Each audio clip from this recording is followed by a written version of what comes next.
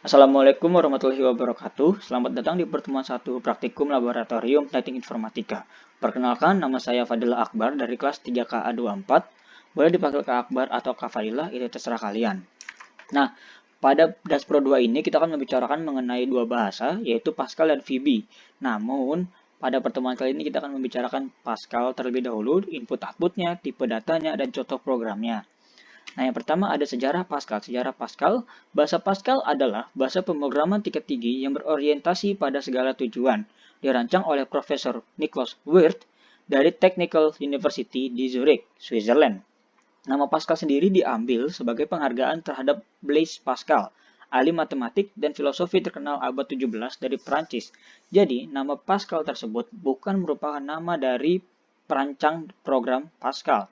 Namun, bahasa pemrograman ini, nama Pascal tersebut hanya menjadi inspirasi oleh Profesor Niklaus Wirth karena dia merupakan ahli matematik dan filosofi yang dibanggakan oleh Niklaus Wirth tersebut. Oke, selanjutnya ada struktur dan tipe data pada program bahasa Pascal. Pada struktur bahasa Pascal, di sini yang pertama ada judul program, lalu yang kedua ada blok program, yang A bagian deklarasi, terdapat deklarasi label, definisi konstanta, definisi tipe, deklarasi variabel, dan lain-lain. Selanjutnya ada bagian pernyataan.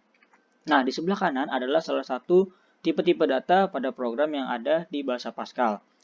Nah, data tipe terbagi menjadi tiga, ada scalar, pointer, dan structured.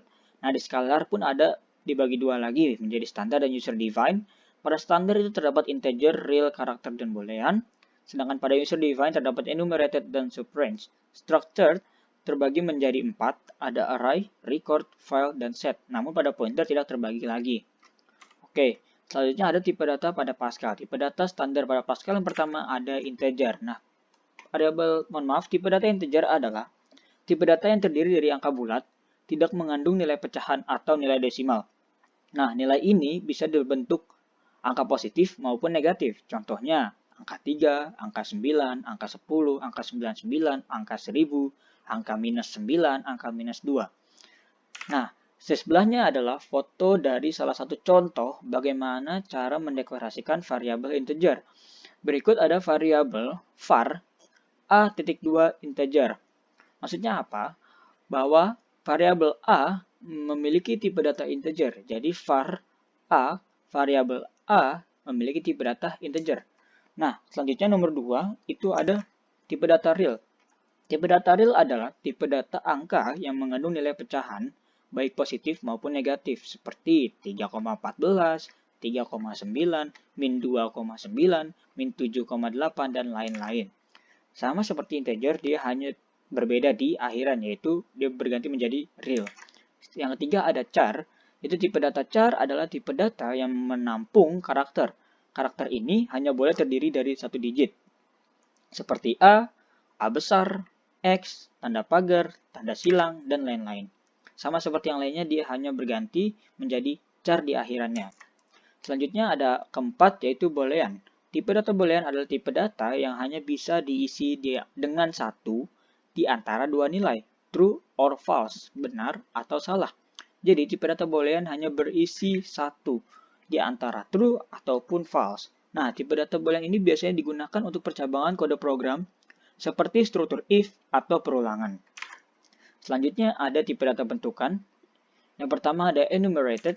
Nah, enumerated sendiri adalah tipe data yang isinya terdiri dari kelompok data yang sudah ditentukan. Sebagai contoh, kita bisa membuat tipe enumerated warna yang berisi warna merah, kuning, biru, atau ungu, dan lain-lain. Atau tipe nama hari yang berisi nama-nama hari seperti Senin, Selasa, Rabu, dan seterusnya. Seperti contoh di kanan ada tipe nama hari sama dengan Senin sampai Minggu. Dengan variabel A.2 nama hari. Berarti variabel A memiliki tipe nama hari yang isinya merupakan Senin sampai Minggu. Selanjutnya ada subrange. Subrange itu apa? Subrange adalah tipe data bentukan yang berasal dari bagian tipe data lain dan berada dalam sebuah jangkauan atau range. Contohnya, kita bisa membuat tipe data baru yang hanya terdiri dari angka 0 sampai 9 atau hanya dari huruf A hingga E. Seperti contohnya, ada tipe satuan 1 sampai 9. Variabel A satuan, maka variabel A memiliki isi dari satuan yaitu 1 sampai 9. Selanjutnya ada tipe data structured Pascal.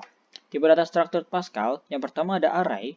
Tipe data array adalah tipe data yang terdiri dari kumpulan tipe data lain yang masih setipe. Anggota dari array ini dikenal dengan elemen. Di dalam Pascal, jumlah elemen array harus sudah ditentukan di awal program.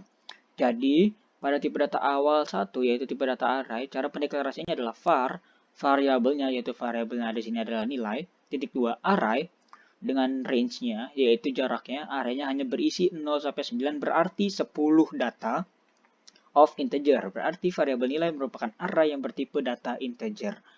Selanjutnya ada string. Nah, tipe data string adalah tipe data yang bisa menampung banyak karakter sekaligus, seperti kata atau kalimat. Secara internal di dalam Pascal, string merupakan array dari tipe data char. Oleh karena itu, tipe data ini sering dimasukkan ke dalam array. Maksudnya apa? Tipe data string ini merupakan kumpulan-kumpulan dari karakter. Karena karakter tadi hanyalah berupa mengandung satu karakter, maka tipe data string merupakan kumpulan-kumpulan karakter. Nah, cara pendeklarasian pun sama seperti yang lainnya, yaitu var a.2 string. Selanjutnya ada record. Tipe data record adalah tipe data yang anggotanya terdiri dari berbagai jenis tipe data lain. Berbeda dengan array yang hanya bisa diisi dengan tipe data yang sejenis, di record bisa berisi berbagai jenis tipe data. Jadi, pada variabel siswa merupakan isinya record. Nah, variabel siswa ini berisi dari nama, umur, sekolah, dan kota, di mana nama bertipe data string, umur bertipe data integer, sekolah string, kota juga string. Nah, angka yang di dalam kurung merupakan range dari banyaknya karakter yang muat di dalam string tersebut. Jadi, variabel nama hanya muat 20 karakter, sekolah hanya muat 30 karakter, begitupun dengan kota hanya 20 karakter. Selanjutnya ada tipe dataset. Tipe dataset adalah tipe data yang isinya terdiri dari sebuah himpunan tipe data lain, seperti himpunan angka 1-9, himpunan huruf vokal, dan lain-lain. Tipe dataset digunakan untuk membuat operasi himpunan seperti gabungan, irisan, atau selisih. Berikut ada contohnya. Jadi ada variabel A. Variabel A merupakan set dari 1 sampai 9. Selanjutnya ada tipe data file. Tipe data file adalah tipe data yang digunakan untuk mengakses file. Tipe data ini digunakan jika kita ingin membaca file atau menulis sesuatu ke dalam file. Jadi, cara pendeklarasiannya yaitu adalah variabel myFile adalah namanya dan file of single jadi myFile merupakan adalah file yang hanya singular, satu doang. Selanjutnya ada yang keempat yaitu yang keenam. Yang keempat benar, yaitu tipe data pointer yang merupakan tipe data yang berisi alamat memori dari sebuah variabel. Tipe data ini digunakan jika kita butuh memanipulasi variabel langsung dari memori komputernya. Biasanya pointer digunakan ketika mempelajari struktur data. Jadi cara pendeklarasinya adalah var pointer tanda kutip string. Berarti pointer bersifat tipe data string dan dia akan mengambil alamat langsungnya, alamat dari memori komputer tersebut. Selanjutnya adalah input-output yang ada pada Pascal. Yang pertama ada write, yang kedua ada write-len, yang ketiga ada read, yang keempat ada read-len. Perbedaannya apa sih write dengan write-len? Kalau write dia akan hanya melakukan ke samping. Jadi setelah selesai programnya, setelah sintaks selesai, dia tidak akan berpindah baris. Write-len akan memindahkan baris karena penjelasan saja write line. Maka dia akan menulis lalu berganti baris. Maksudnya gimana? Write isi maka hanya akan mengeluarkan isi. Sedangkan write-len isi dia akan mengeluarkan isi, setelah itu dia akan berganti ke bawah, berganti barisnya. Jadi program sintaks selanjutnya akan melakukan output di bagian bawah dari isi tersebut. Nah, selanjutnya ada read dan read-len, sama seperti write dan write-len, perbedaannya hanyalah ketika read var yang pertama dilakukan, maka dia tidak akan berganti baris setelahnya. Namun kalau read-len dia akan berganti baris. Nah, di sini ada read var, maka variabel input akan masuk ke dalam variabel bernama var. Sama juga seperti readlen, yaitu bernama var. Nah, berarti ada salah satu contoh program sederhana yang membuat biodata menggunakan bahasa Pascal. Di sini sesuai dengan yang strukturan tadi. Yang pertama ada program test, yaitu judul dari program tersebut. Yang kedua ada user CRT yang digunakan untuk mengaktifkan clear screen CLR, SCR yang ada di bawah begin itu. Jadi, Kalau kita tidak menggunakan users.crt, maka clear screen tidak akan bisa digunakan. Setelah users.crt ada var nama kelas npm titik 2 string. Sesuai dengan yang ada di atas, ada var, itu variabel, lalu ada nama variabelnya, yaitu nama, kelas, nama npm, titik 2 string berarti bahwa variabel nama, variabel kelas, dan variabel npm merupakan tipe data string. Lalu ada begin yang berarti memulai sebuah blok program tersebut, lalu ada clear screen, dia akan membersihkan seluruh output yang ada sehingga layar menjadi bersih. Kemudian ada write masukkan nama titik 2 readline nama. Yang berarti write masukkan nama, dia akan mengeluarkan output bertuliskan masukkan nama dan melakukan input kembali yang akan dilakukan oleh user dan inputan tersebut akan masuk ke dalam variabel nama. Nah, readline tersebut berfungsi sebagai ketika kita selesai menginput nama, dia akan mengganti baris selanjutnya. Maka write selanjutnya yaitu masukkan kelas akan berada di bawah masukkan nama. Jika kita menggunakan write masukkan nama lalu hanya menggunakan read nama, maka write masukkan kelas akan berada di samping inputan yang kita lakukan tersebut, yang kita input secara manual. Lalu sama seperti yang lainnya yaitu masukkan kelas, readline kelas, dan lain-lain. Di bawahnya ada writeline strip, itu digunakan hanya untuk sebagai, itu opsional, itu hanya sebagai pemisah antara input dan output. Jadi, writeline strip, kenapa pakai writeline? Sehingga setelah kita melakukan output strip, dia akan berganti baris secara langsung. Maka output selanjutnya yaitu writeline nama saya akan berada di bawah dari garis-garis tersebut.